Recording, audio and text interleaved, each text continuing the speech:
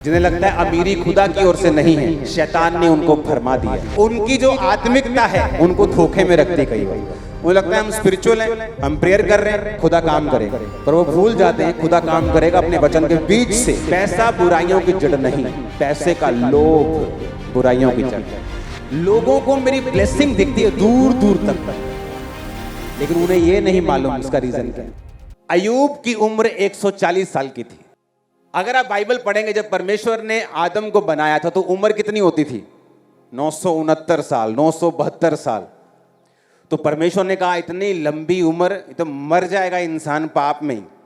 कितनी बार पता नहीं, 969 बार, ये तो 9000 बार तौबा कर लेगा इतनी बार में। तो इसकी उम्र छोटी करो, तो उम्र कितनी कर दी गई? 120 साल। लेकिन जब उम्र कम हुई तो उसको टाइम लगा। 900 से 800 से 700, 600, 500, 400। अब्राहम की उम्र 175 साल की थी। इसहाक की उम्र 180-90 साल के करीब थी, 187 साल के करीब थी। याकूब की उम्र 147 साल थी। अय्यूब की उम्र 140 साल थी। तो उम्र के जब आप पैटर्न को लेके जाते हैं साइंटिस्ट की तरह, जब साइंटिस्ट ऊपर से कुछ उल्का पिंड गिरता है तो साइंटिस्ट उसके मिट्टी को लेके देखते हैं कितने साल पुराना है, कितने करोड़ साल पुराना है। डायनासोर मिलता है तो चेक करते हैं उसको, उसकी चेकिंग हो जाती है कितने साल पुराना है। 99%, 90% बोल सकते। अय्यूब की मैंने चेकिंग की तो अय्यूब पुराना है याकूब के जमाने का।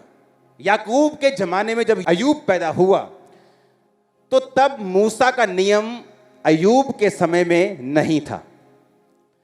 कुछ भी पाप, लिखित पाप नहीं था कि ये पाप है और ये नहीं है, ये अधार्मिकता है और ये धार्मिकता है, ऐसा नहीं था।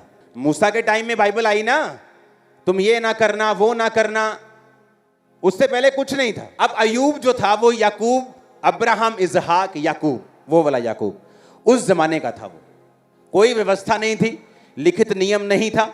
लेकिन अगर आप अय्यूब की पुस्तक को पढ़ेंगे तो वो उन सारी चीजों को करता था जो करनी चाहिए थी। अय्यूब 29 उसके 11 से 16, मैं 13 आयत पढ़ता हूं। जो नष्ट होने पर था मुझे आशीर्वाद देता था, मेरे कारण विधवा आनंद के मारे गाती थी। अय्यूब 1 उसकी 1 से 12। ऊज देश में अय्यूब नामक एक पुरुष था, खरा सीधा, परमेश्वर का भय मानता, बुराई से दूर रहता था। उसके 7 बेटे 3 बेटियां थी, 7000 भेड़ बकरियां, 3000 ऊंट, 500 जोड़ी बैल, 500 गधियां, बहुत से दास दासियां। इतनी प्रॉपर्टी थी कि पूर्वी देशों के लोगों में वो सबसे बड़ा था, सबसे अमीर इंसान, सबसे ज्यादा आत्मिक, और सबसे ज्यादा जिन्हें लगता है अमीरी खुदा की ओर से नहीं है, शैतान ने उनको भरमा दिया है। इसीलिए आज अविश्वासी, अगर आप दुनिया घूमें, गवर्नमेंट्स में जा रहे हैं जो उनका जद्दी पुश्ती देश नहीं है, क्योंकि वो पैसे की पावर पे बिलीव करते हैं। और हमारे क्रिश्चियंस पीछे हैं क्योंकि बाइबल पे बिलीव नहीं करते। लिखा ऊज देश में सबसे बड़ा, और क्या बोलते यहोवा परमेश्वर शैतान को, कहते इसके जैसा खरा धरती पे कोई भी नहीं। पर धरती पे आके देखो तो वो सबसे अमीर था। जब आप यहोवा को, जीसस को दिल से मानने लगते हैं, आप गरीब नहीं रहते। मैं आपको सच कह रहा हूं, टाइम लग सकता है। बोने वाला इंसान था अय्यूब। कहता विधवा आनंद के मारे गाती थी। मतलब ये नहीं कि विधवा को वो 50-100 रुपए देता था कि चल आज रात का खाना खा लेना, बड़ा अच्छा काम कर दिया। उसके बाद एक फोटो खींची और इंस्टाग्राम पे, दूसरी फेसबुक पे, थोड़े अलग एंगल से। हाँ, कहता विधवा आनंद के मारे गाती थी, इतना देता था वो। तुम बोओगे काटोगे, बोया नहीं तो काटा नहीं। इसलिए शैतान चाहता आपको आत्मिक रूप से करप्ट करे। पैसा बुराइयों की जड़ नहीं, पैसे का लोभ बुराइयों की जड़ है।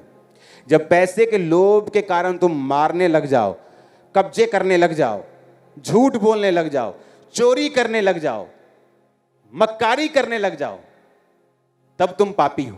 इसलिए आज जब धर्मी के हाथ में पैसा आता है तो रिजल्ट आपको नजर आ रहा होगा। इसलिए वो धर्मियों को गरीब रखना चाहता है। आपको मालूम, जितने लोग प्रेयर वॉरियर्स होते हैं, जेन्युइन प्रेयर वॉरियर्स जो प्रार्थना करते हैं, शैतान हिला देते हैं, मोस्टली गरीब मिलेंगे आपको।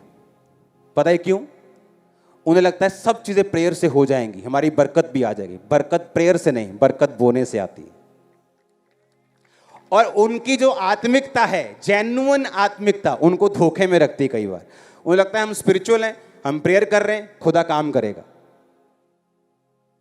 पर वो भूल जाते हैं खुदा काम करेगा अपने वचन के बीच से।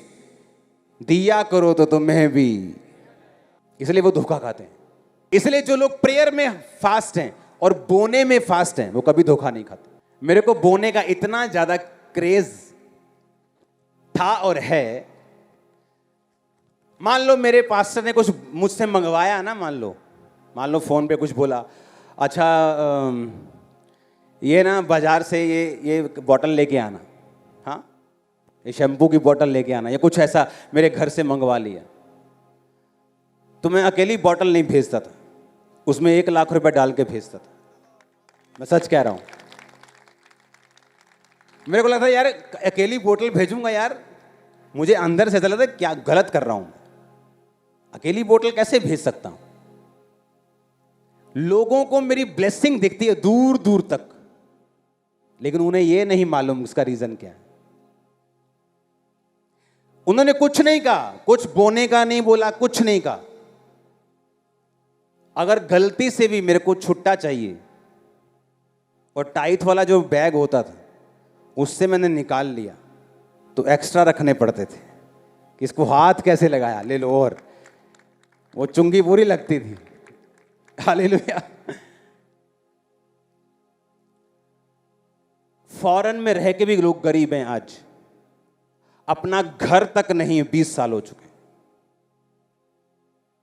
अगर मान लो वो 50 पाउंड बो रहे हैं ना, उनका 500 पाउंड तनख्वाह है, 50 पाउंड टाइट है, 51 नहीं होने देंगे भाई साहब, 50। और चर्च में 50 पाउंड बोने के बाद सरकार के पास जाके बोलेंगे मैंने 50 पाउंड बोए हैं, मुझे रिबेट चाहिए, और 50% फिर रिबेट लेके 25 पाउंड अपने जेब में डाल देंगे। तुम चोर हो, क्योंकि वो 25 पाउंड जो तुम्हें सरकार से मिले हैं वो चर्च के हैं टेक्निकली। ऐसी इतनी गलतियां करते लोग अपने परिवार में, अपनी लाइफ में, अपनी जॉब में, अपनी स्पिरिचुअल लाइफ में, इसीलिए रिजल्ट नहीं है उनकी लाइफ में। इमेजिन करो अगर पुराने टाइम में मैं वैसे चलता था तो आज के टाइम में मैं कैसे चलता हूं। आपको पुराना टाइम बता रहा हूं। ये रीजन है, आप एक स्पिरिचुअल तरीके से चलते हैं, आप सेम नहीं रहते। आमीन। ऊंचा ये बरकत आपकी है। परमेश्वर के दास के द्वारा टीचिंग्स को सुनने के लिए, अनाउंसमेंट्स और अपडेट्स को जानने के लिए आप हमारे YouTube चैनल को सब्सक्राइब करें और साथ में बेल आइकन को दबाएं, ताकि जब भी कोई नई अपडेट हो तो आप सबसे पहले जान सकें।